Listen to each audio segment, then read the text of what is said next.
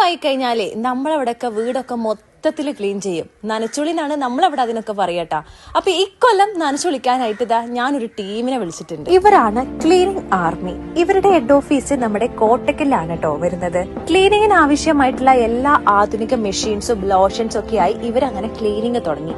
ഈ ഒരു company manage ചെയ്യുന്നത് ഒരു ലേഡി ആയതുകൊണ്ട് തന്നെ നമുക്ക് നല്ല കംഫർട്ടാണ് കേട്ടോ എല്ലാത്തിനും. ഏറ്റവും കുറഞ്ഞ നിരക്കിൽ സ്ക്വയർ ഫീറ്റിന് വെറും 5 രൂപയാണ് കേട്ടോ ഇവരുടെ ചാർജ് വരുന്നുള്ളൂ. എന്റെ വീട് എന്റെ ഉമ്മ അത്യാവശ്യം നല്ല രീതിയിലാണ് കേട്ടോ കൊണ്ടെടുക്കാറുള്ളത്.